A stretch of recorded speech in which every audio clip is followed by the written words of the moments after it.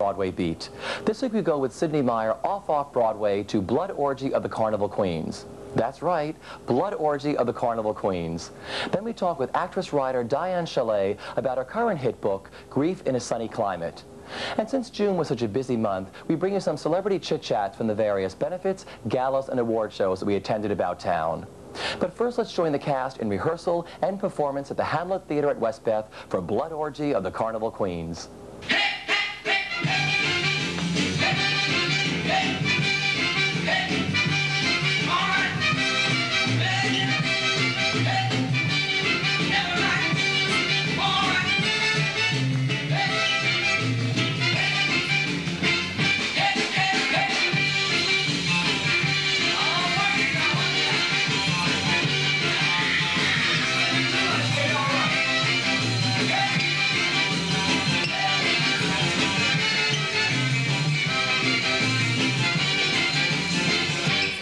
For those of you who may remember being at the drive-in in the 1960s for those delicious B movies, well, they're back, live on stage.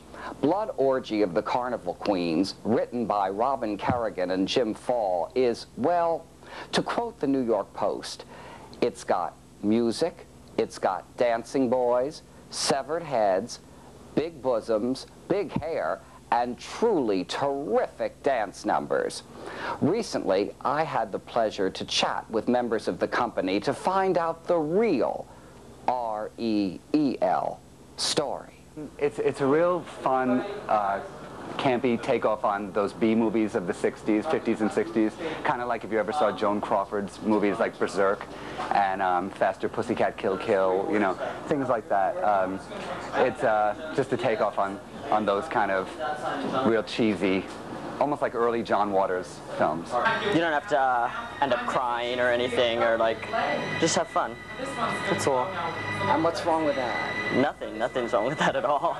I think that's what we need. That's what, you know, I mean, it's just an escapism. It's great.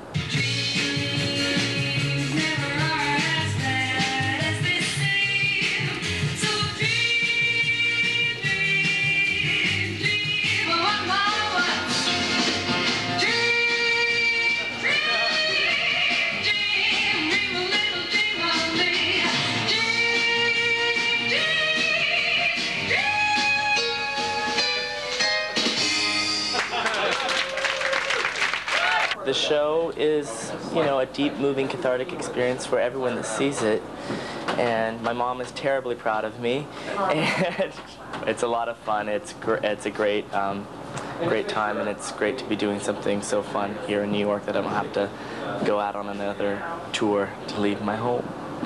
What have you been on tour? I just finished doing a national tour of The Wizard of Oz, so if I hear Somewhere Over the Rainbow once more. Robin and I are so used to performing these little shows in our living room, and then we kind of slapped it on stage, and we got a wonderful response. By the last couple of weeks we were selling out and decided to move the thing. So it was kind of a nice surprise to work on a labor of love and have other people respond. So, What do you hope people will take with them? it is a thinking man's play after all. What do I hope to take with them? Oh, it's just fun. It's just broad comedy, fun, whistling a tune as they leave the theater, remembering special moments of dance. That's all I hope they can take with them. That's a lot.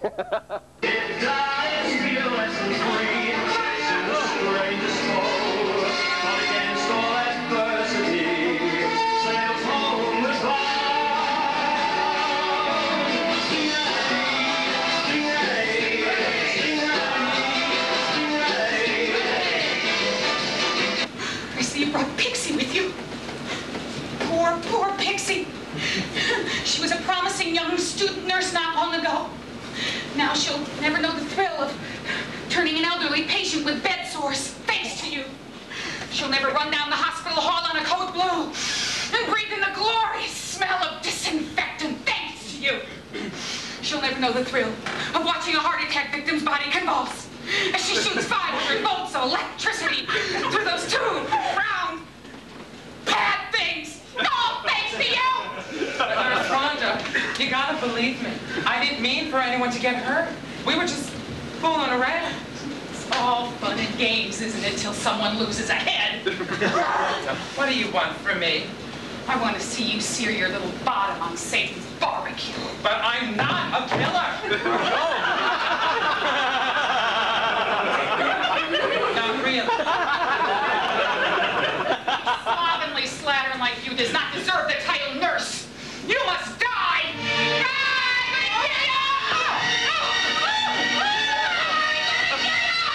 Kitty Valise, student nurse.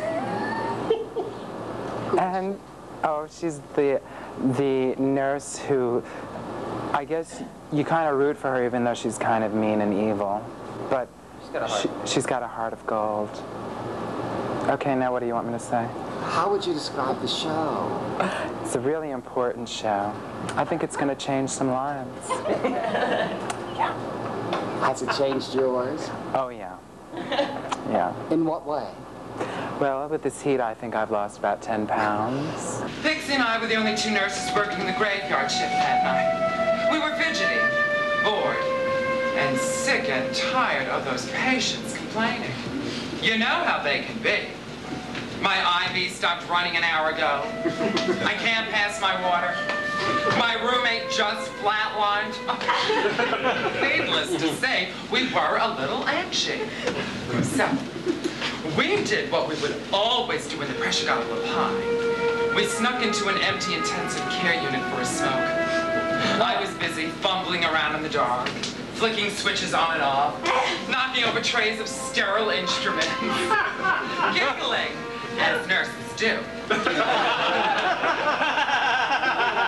And just as Pixie lit her cigarette, I must have accidentally turned on an oxygen tank. Because the next thing I know, there was this huge explosion, and the whole ward was just blown to bits. Miraculously, I walked out without a scratch. But when the dust settled, I saw Pixie's body just lying there. And on this side of the room, I saw her head, just staring back at me with those lifeless eyes. I was in an utter state of shock. And then, without a single thought, I must have stumbled out of the building, hopped onto an express bus, transferred to a local. And in a blurry haze, with Pixie's severed head under my arm, I found my way here to the carnival. Is this one giving me the business? Well, I think what Kitty's trying to say is we'd like to offer you a contract. A contract? You mean you want to put me in a show? Not only do we intend to put you in a show, Cupcake, we intend to make you the headliner. What's Nan like? She's like a shark, you know? She's like a shark. She just lives to dance, you know? She doesn't sleep, she doesn't eat, she doesn't do anything else. She just dances, and, you know, and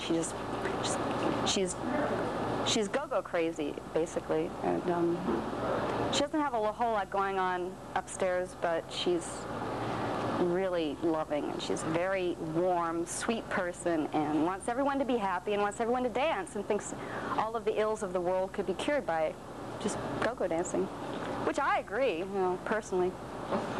If you practice my method just as hard as you can, you're gonna get a reputation as a loving man, and you'll be glad every night that you treated her right.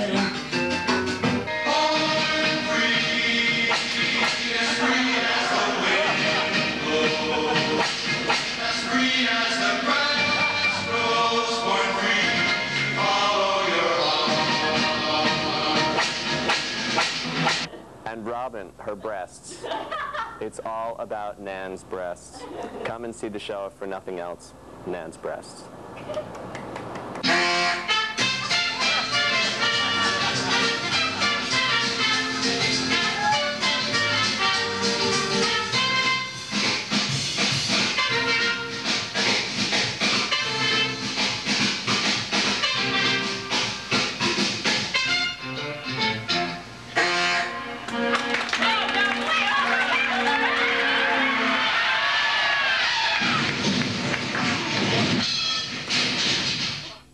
Recently, we spoke with actress and